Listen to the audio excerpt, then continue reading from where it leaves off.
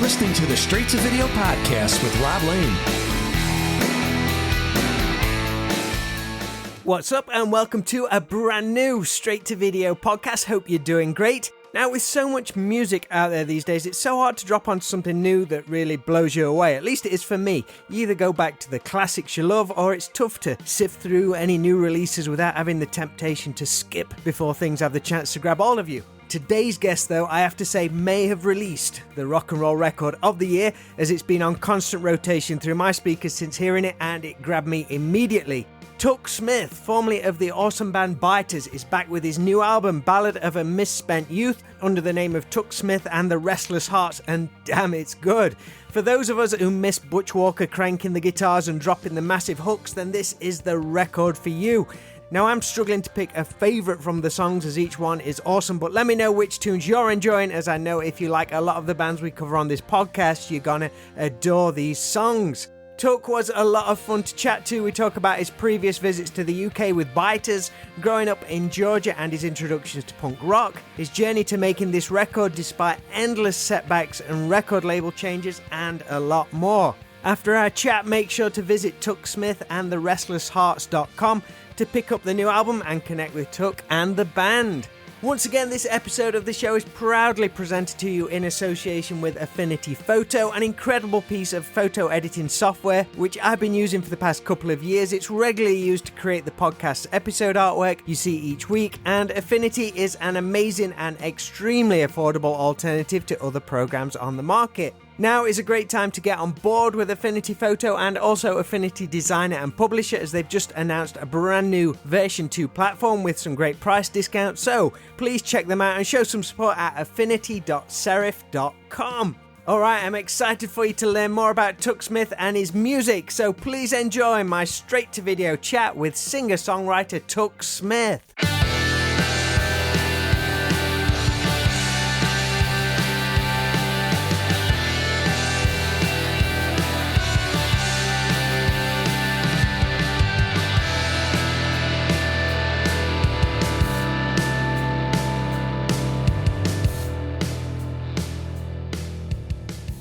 What's going on, buddy? Nothing much. How's things there? Yeah, where are you at? I always say the nearest big city is Nottingham. Right on. Nottingham. Haven't been there in a couple years. I was wondering, did Biters ever make it to Nottingham? Several times. Yeah? Yeah, we did a headline show there early on. It wasn't that good. All right.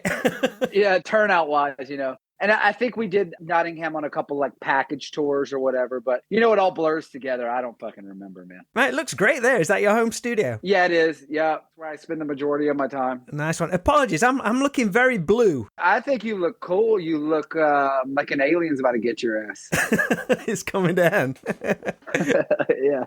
How are you for time? I usually try and wrap these up in like 45 minutes tops, unless you've got another one lined up straight after, or? No, I got Eddie Trunk at 3, so I think 45 minutes is great. I'll warm you up for the trunk show.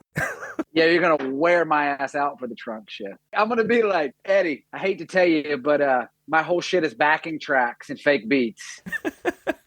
I love it. So where are you now? Are you in Nashville or Atlanta? I was trying to figure out where you was based at. Yeah, I just moved to Nashville last year. My whole band was here, and it's just better just for me being a songwriter and a producer. It's just a lot more creative energy and stuff going on. Was you pretty familiar with the area from touring there and stuff, or friends and all that kind of thing? Yeah, I was more familiar because my band was based out of here, and I was going back and forth from Atlanta to Nashville a lot. And I really liked the city just because there's so much creative energy here. And Atlanta was gentrifying. Like, my neighborhood changed in the bad way. Look, I know every city gentrifies, right? It's inevitable. But when you've lived there your whole life, you become emotionally attached. And I found myself being like, fuck this shit, leaving the house. You know, they would tear down my favorite breakfast spot and put like a chain Jimmy John's. So I was having like this emotional response. But in Nashville, I don't give a shit because I'm not from here. So it's more freeing. I'd love to go there one day. One of my favorite films is set in Nashville, a film called Wheeler with Stephen Dorff. Is that an old movie? It's about 6 or 7 years ago, something like that. I haven't seen it, no. It's awesome because you know Stephen Dorff, the actor from like Blade and all that kind of stuff. Yeah.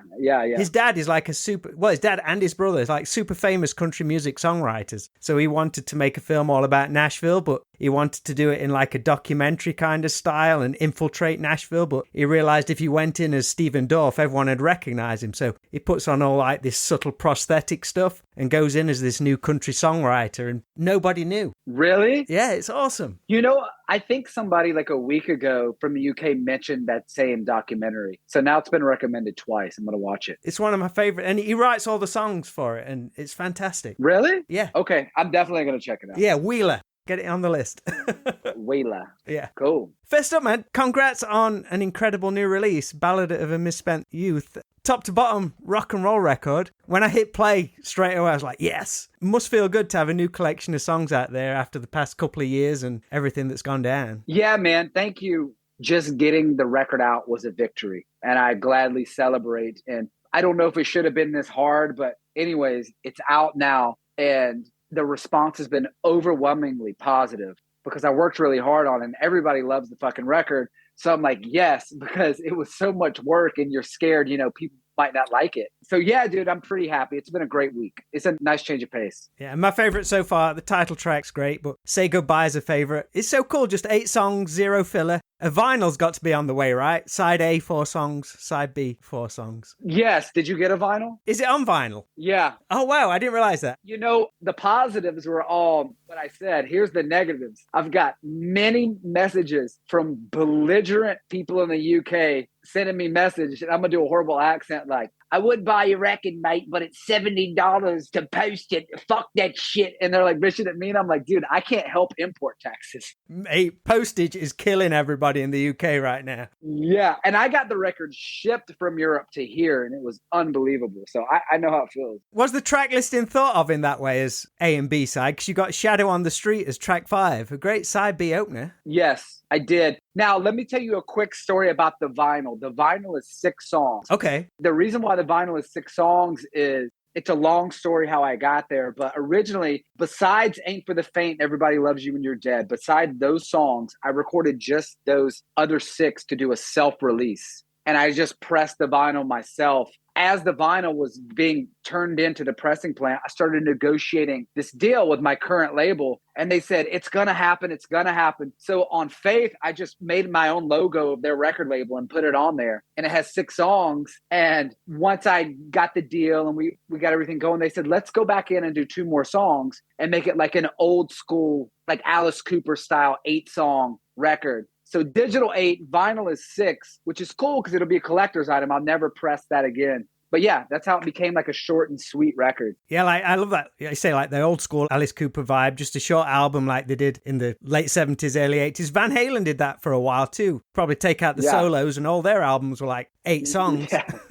Yeah. Yeah, totally. I think it's cool too because you get to just give them a bunch of like right down the middle songs. It keeps costs lower. Yeah, it just worked out. Talking like vinyl, did you grow up listening to vinyl records, or was it all CDs and stuff by the time you got heavily into music? Like digital and CDs. I never fucked with vinyl. And then when I got into punk, I started being attracted to things of a bygone era, things before I was born. I like old guitars, and I like vintage clothes, and I like old school music. And so it just kind of goes with that whole aesthetic. I'm just into that kind of shit. So yeah, like this shirt is from 78, 77, and I love vinyl.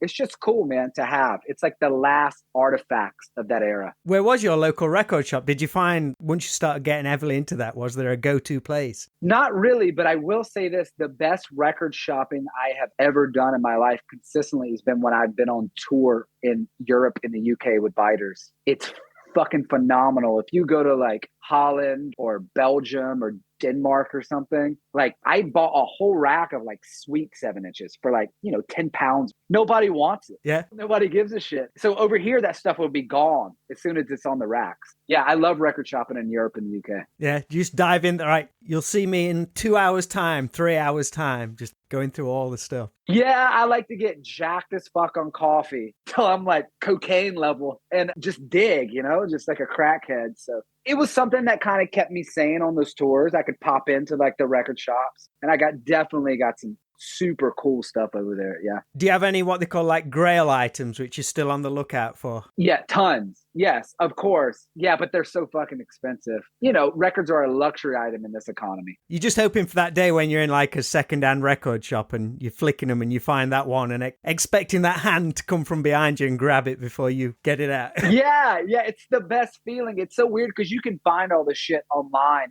in 30 seconds. But you know as well as I do, sometimes you're just like the labor of love and you go, oh, that's fucking cool. Can't get it to the cash register fast enough before you realize what they've got.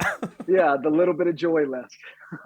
Did you have anyone you like looked up to as a kid, like as kind of like a music guru who would play you new bands, or was you kind of out on your own to find your own stuff? You know, like when I say I got into the punk scene, like that's such a broad term. When I got into the punk scene, going to shows in Atlanta, because I grew up in a very small town. And so the biggest city was Atlanta, and they had a thriving punk scene, but it was really cool, fashionable punk. They were into the killer British and New York style 70s and 80s punk. And Atlanta, there was just a pocket of people that were into really good, tasteful music. So I could say, oh, they're wearing that T-shirt right there. What is that? And you go check it out from the guys who were older than me when I was a teenager. And they helped me a lot. So that Atlanta punk scene was just definitive of how I got into music. Those 80s British UK punk bands would cover like a 70s British power popper punk band, and I would go find them. This band called Special Duties covered a band called The Boys. Before The Boys, there was Hollywood Brats, which was like an early kind of British glam band. So I would just trace it back, and that's how I got into all this shit. What bands were big in the mainstream back then? Did you kind of like battle against that? Yeah, I kind of did. I mean, now that I became, wanting to be a songwriter, I have a much more respect, but I was in a very elite scene and we were like totally aping the old school bands. I love Generation X and Buzzcocks and like The Damned and Dickies and Stiff Little Fingers and that kind of stuff. Big time, like high school. How was it coming to the UK then for those first times? It was just amazing. Did you have like some go-to, right, I've got to find this place, I've got to find this place? Was there anything like that? It was cool to play. Like we played the Slade Rooms, that club that Slade owns, and I fucking love Slade. So that was awesome. And then it was just like there's an energy there. A lot of the bands that I love and that culture is from there. I've been blessed to be able to have toured over there a lot with my previous band, man. Who was the first band you thought I have to see when you heard they was coming through on tour? I think when I was very young,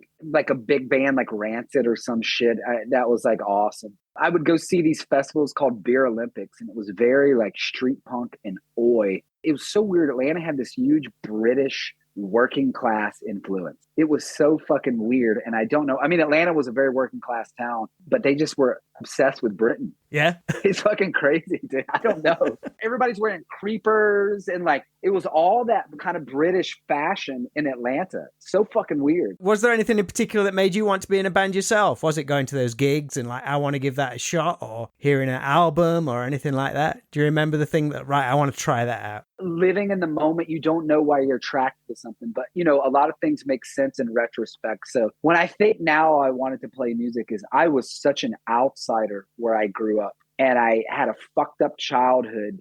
I hated my situation. I hated the town I was in. I hated the ethics and the morals of what that place stood for. Was this the town just outside Atlanta? Yeah, I grew up in a small town, rural Georgia, which was very economically oppressive. It was more religiously oppressive, ideologically oppressive. So you can tell why I was drawn to the rebelliousness of punk rock.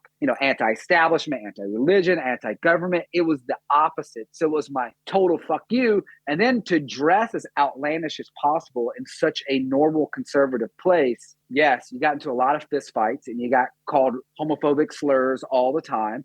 And I wore it as a badge of honor, like a me against the world kind of fuck you. And it gave me a purpose, I think is what it did. It gave me a purpose. And the music was the platform. So me growing up playing in punk bands and be able to sing about fuck these people and how much I hate this shit, it was the biggest relief and joy to me. Was guitar always your first instrument? Yeah. Because aren't you left-handed but play right-handed guitar? Yeah, I didn't fucking know. That's what I wondered. It was like...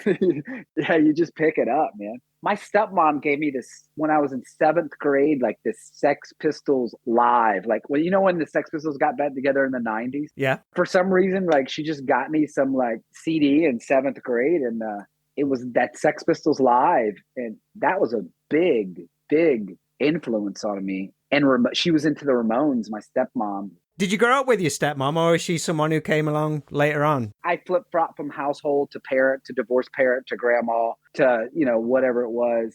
My mom raised me on AC/DC and Tom Petty and CCR. My mom was into old music too that wasn't current. So it was always surrounding you then? It was always filtering in one way or another? But nobody was musicians and nobody was fucking weird. I was the black sheep that said, watch how fucking crazy I can be. Which I think is a story for a lot of people in music. Something has happened to them or they feel like an outcast or an outsider, and that's their way. They feel like they can have a purpose and be a part of something. And, that's a beautiful thing, man. Exactly, man. And like prior to Biters, which was when I became aware of you, you had the bands The Heart Attacks and Poison Arrows. Were they your first bands, or were there some like stuff before then, or was it straight off the bat? I played in high school punk bands, and we were all teenagers when we started Heart Attacks. So I just never looked back. I thought I was going to die. I wanted to go down in glory like my heroes. I liked Stiff Vaders and Johnny Thunders, just fucking crazy people. I didn't idolize them, but that's the self-destruction is like the romantic side of rock and roll. So it was definitely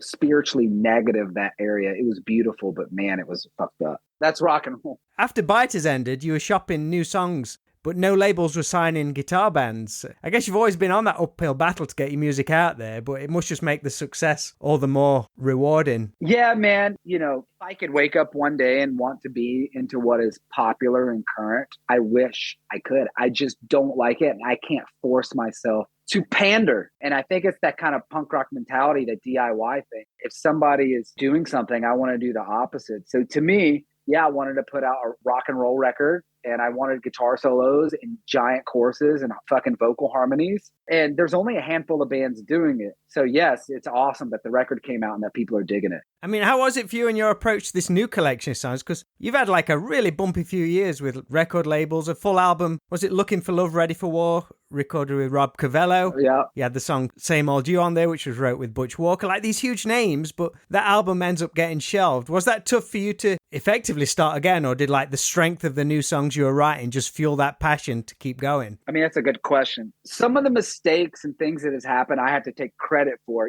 There's always two sides to the story. So like any artist, I can be difficult, but also the music industry is fucked up and I don't like to take it in the ass. So yes, sometimes I just fight back. And, there was multiple reasons why Biters ended, and I hit the ground running with the quote unquote solo career, which is basically I had to do it. I wrote like 40 songs for that Cavallo record, and I got to write with some of my peers and friends like Butch Walker, and he's amazing, and get on almost a major label and get a Motley Crue stadium tour. And I had other big tours I was going to announce. It felt like a dream come true. Like I had finally been validated for working so hard in Biters, and we worked so hard. I busted my ass, and I felt deserving of it because I worked so hard. I felt like I was starting to see it come to reality. And I was like, I'm not going to sabotage this. Like I call it wringing my soul out. I was just making sure I was as humble and grateful and respectful, as positive. And I felt so pure and great.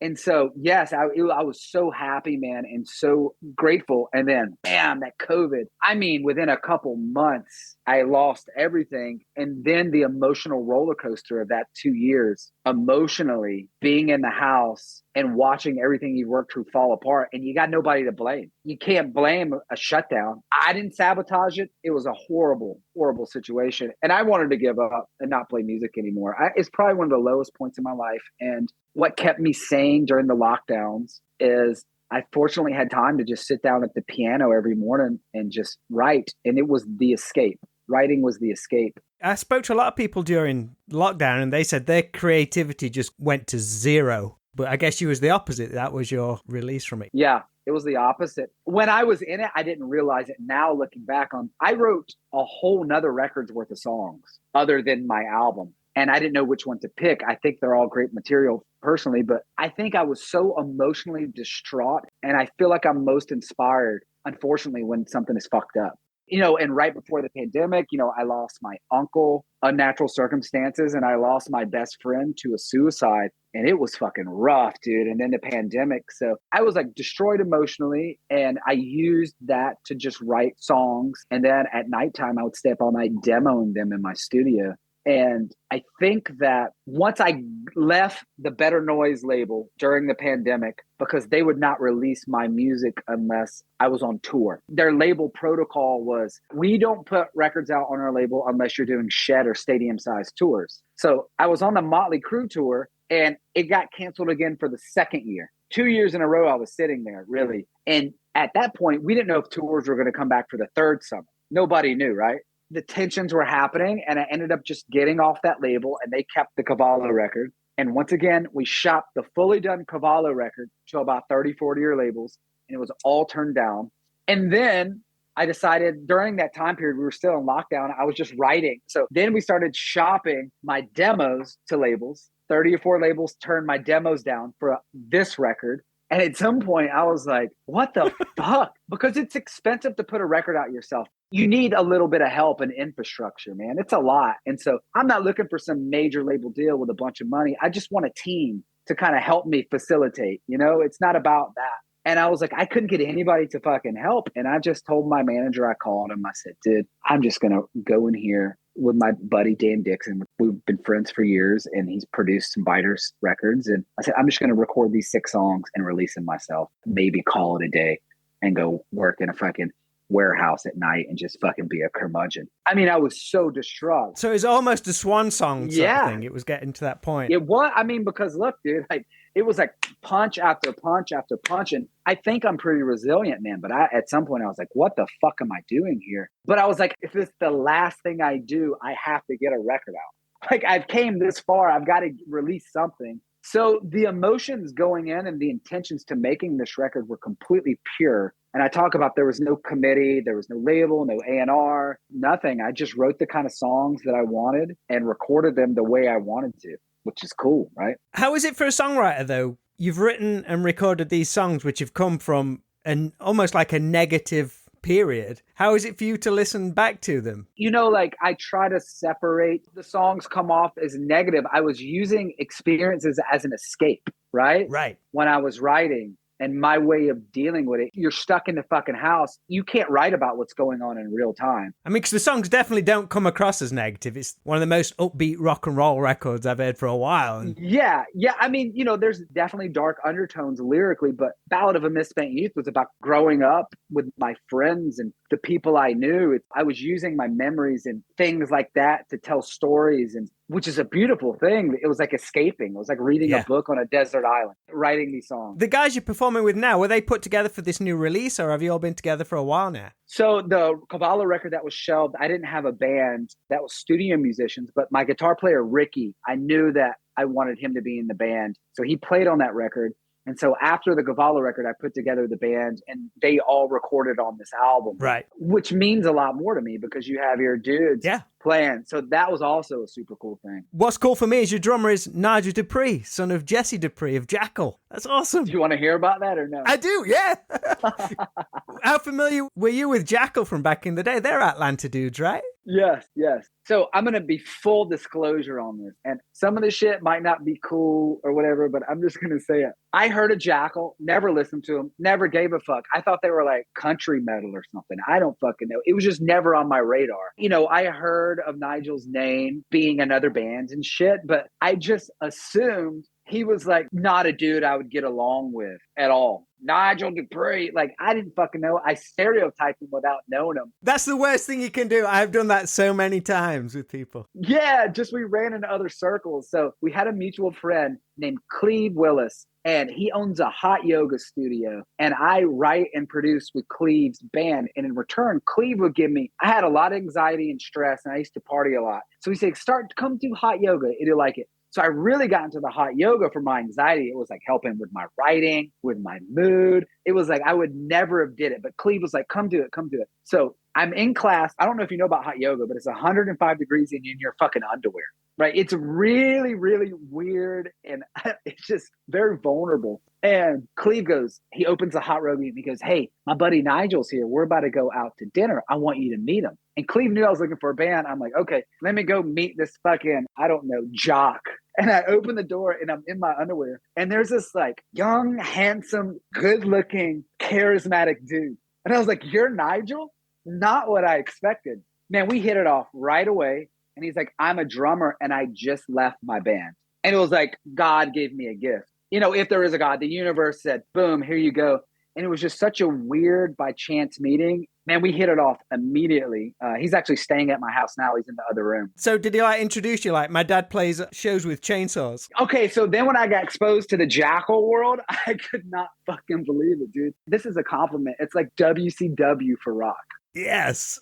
You know, it's like wrestling. Yeah. It's like, come on now, we gonna wipe when you get pussy juice on your dick. Do you wipe it off? Hell no. You let them juices marinate. Do you ever wash a cast iron skillet? Hell no. You let it sink in, baby. I mean, that's the shit he says. It's like the AC/DC of Georgia, though, aren't they? Yes. Nigel's dad is super fucking cool. And we actually recorded the basic tracks in Jesse's studio up there in Georgia. He let us open our first show with Jackal, which was super cool. Even though it's not our demographic, he's been so kind, you know. Sweet, man. Super cool. And I love those guys. We mentioned Butch Walker earlier, too. I mean, how aware of Butch was you as you came up through the ranks, as he's from Georgia, too? I mean, going back to South Gang, the Floyds, Marvelous 3, and all his great solo stuff. I mean, how did the two of you end up working together? You know, it's so weird. Like when you grow up in Atlanta, like Butch is like this mythical figure, like this rock and roll god. And even the people that didn't like his music or hated on him or talk shit, they all were jealous because he was so successful and he wrote songs for like the biggest pop stars, but he had tattoos and cool hair and shit. Fuck this guy. And I know he knows it, but to me, I thought he was cool as fuck. And he was always into cool music. And when I was in Poison Arrows, he was kind of doing his glam thing. And I remember, you know, I was a kid, dude, a fucking kid. And he messaged me on MySpace or something like, love this song. Yeah. I met him through mutual friends. You know, I always hung out with the generation above me because they would mentor me and things like that. And I just would meet him. Like I would see him at a bar or something. And I'm like, oh, you got an Elvis Costello tattoo. That's cool. And we just kind of like stayed in touch. And, you know, the beautiful thing about social media is you can become friends and connect with like your heroes or your peers, you know, so like he's cool. And now, you know, we're not best friends, but we talk sometimes and he's super cool. And he wrote a song with me and he's definitely a massive inspiration just on his body of work and how fucking talented he is. Yeah, and he's kind of like balanced that DIY ethic, but also writing with all the massive pop artists and all that kind of thing. But he's still got his own DIY thing, going out, doing his solo stuff whenever he can and still selling out venues, but on his own terms, I guess, when it comes to his own solo stuff. Yeah, they call him like the musician's musician. I love his new record because I like all that AOR, AM Gold kind of stuff. I think it's really cool. Any plans to come back over to the UK with the Restless Hearts and pick up where Biters left off? You know, one of my main goals when I started this campaign and trying to build a team to help book it was I really wanted to get Michelle Kerr involved. And she did press for Biters, but more than press, she was a mentor and a friend. And I don't know if you know Michelle, but she's one of the most amazing people in the world. One in a million, very special. And she's helped me so much. And I have a lot of gratitude for her, but I had to have her because I want to focus on UK and Europe. So right now I'm looking for a partner to either license the record in the UK. Yeah, I'm just looking. I've had a couple meetings to get me back over there sooner than later because the press in the UK has just been incredible so far. Yes, but that's the goal, to come back. Nice one. You was lined up for the Motley Crue, Def Leppard, Poison Stadium tour. They've announced the European dates for next year. Can't you shoe on in on that one? When I left that label, I lost the tour and my booking agents and my record deal immediately. Son of a bitch.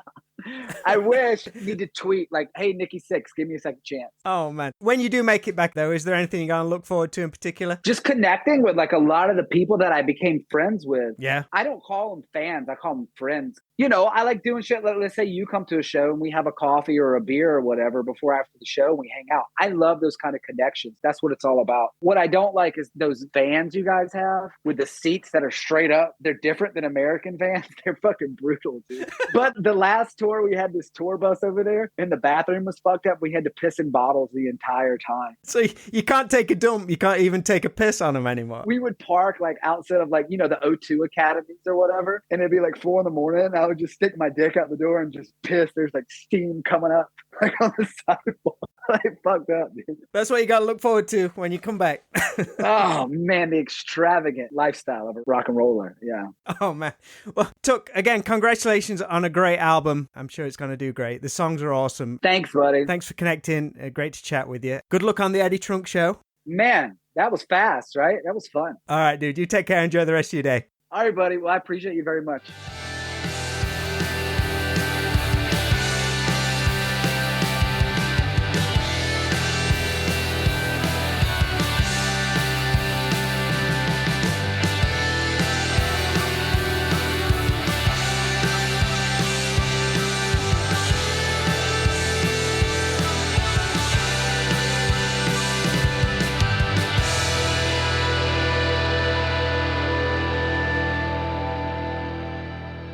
Thanks so much to Tuk Smith for joining me on today's Straight to Video podcast. Again, I can't stress how great his new album, Ballad of a Misspent Youth, is. So if you love straight-ahead rock and roll, check it out wherever you buy or listen to music, or just head straight to Tuk Smith and the RestlessHearts.com. Fingers crossed for some UK shows in the very near future. Lots happening in the world of straight to video right now. I already have chats done for the next month or so, and there's some really fun ones on the way, and things are gonna start ramping up for Christmas over at the Straight to Video 80s video shop in Alfreton, Derbyshire. We're open Saturdays and Sundays from 11 a.m. till 3 p.m. if you want to swing by, or check us out on social media at 80s Video Shop. The way to get a real heads up though is to sign up to the Straight to Video Patreon page, as everyone there gets early access to all things STV, including this podcast. So if you'd like to learn more, that can all be found at patreon.com/STVpod. Alright, that's all for today's show. As always, I appreciate each and every one of you for listening and supporting. So until we chat again, take care out there and speak soon.